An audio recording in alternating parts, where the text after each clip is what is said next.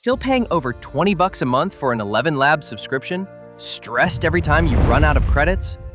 Right in the middle of your project?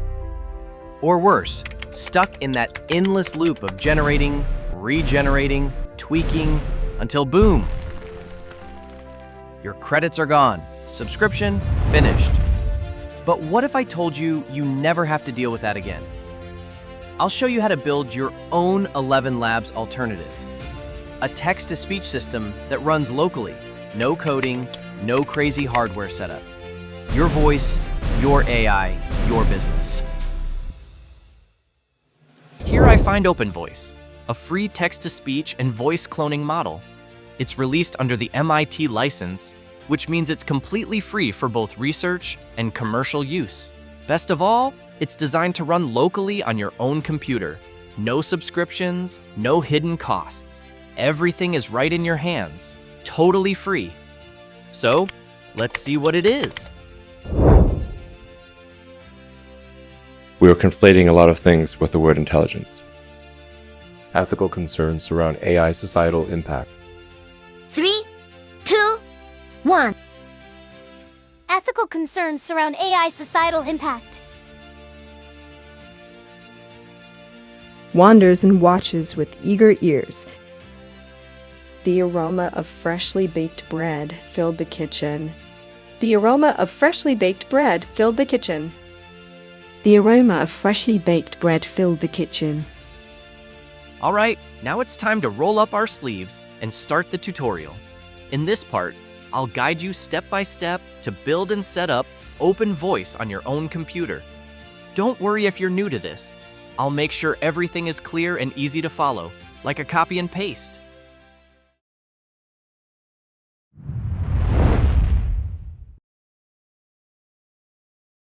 First, we grab the OpenVoice code from GitHub. Just copy this command into PowerShell and run it. Next, we'll make a safe little workspace, a virtual environment. This keeps your AI project clean and separate from the rest of your computer. Now, let's install PyTorch. If you've got an NVIDIA card with CUDA 12.1, run this line. If not, check the PyTorch site for the right one, but this works for most RTX setups.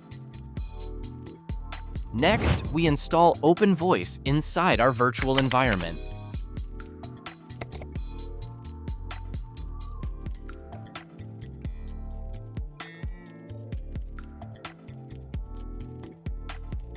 Here, we need a couple of helper libraries, Gradio for the web app and SoundFile for handling audio. And here's where MelloTTS comes in. It's the text-to-speech engine that works hand-in-hand with OpenVoice. We'll install it straight from GitHub.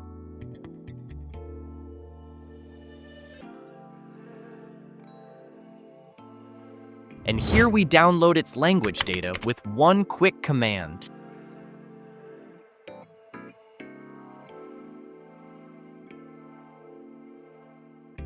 Here, we will download OpenVoice v2 and MelloTTS English v3. As you can see, there are many models available, and version 3 of MelloTTS is the latest. To enable cloning and TTS, we need these checkpoints.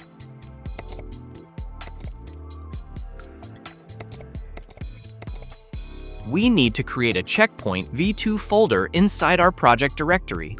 Within it, we should create two separate folders. One for the OpenVoice converter and another for the MelloTTS checkpoint.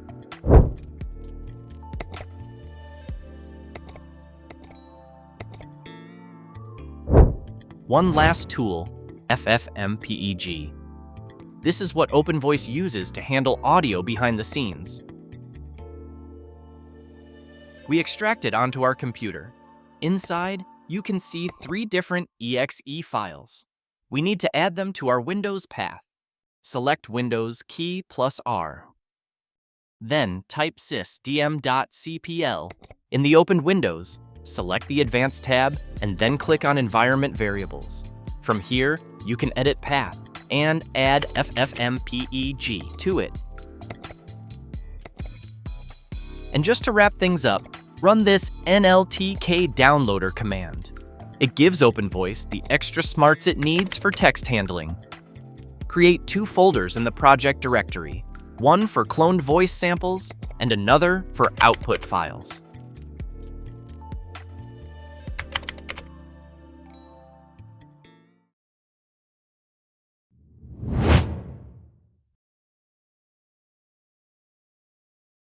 Alright, let's break this code down step by step. Don't panic. You don't need to memorize anything. I'll explain it like a recipe you're just following along. First, we need to make a new Python file.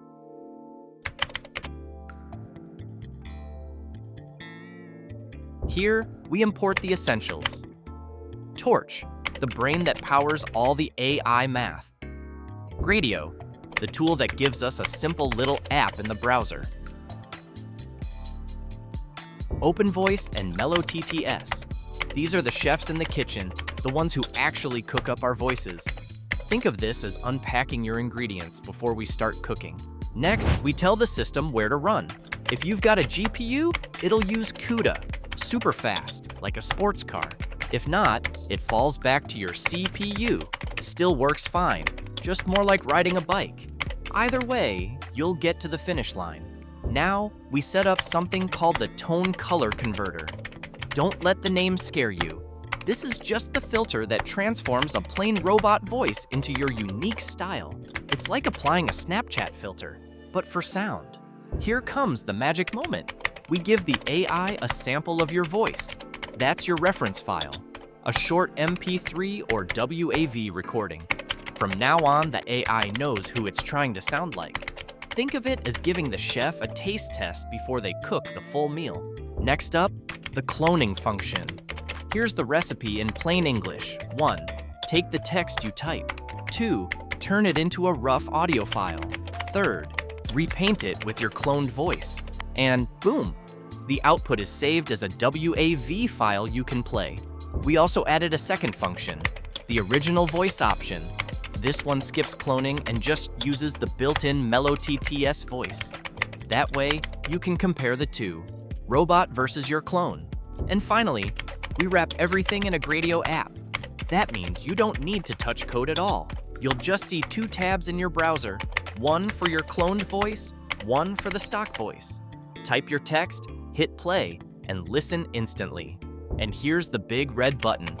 This single line launches the whole show. Once you hit run, your app comes alive, opening in your browser, ready for you to type and hear your cloned voice. Ah, small correction. When you run the script, Gradio will start on a local server on your computer. When you select this link, it automatically opens in your default browser, where you'll see your brand new web app.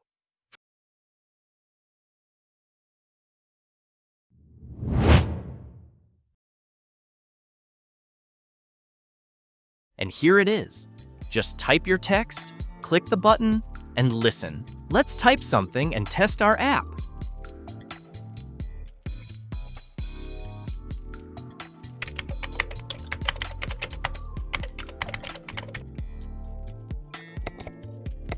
Ethical concerns surround AI's societal impact. Wow, I'm honestly shocked at how good this model performs. The clarity, the tone, the way it captures style, it's way better than I expected.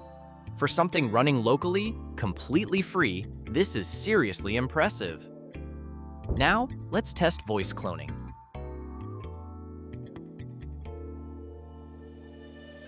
Ethical concerns surround AI's societal impact. Now you might notice that the results here sound a little different from the demos on their website, like the Elon Musk clone they showcase.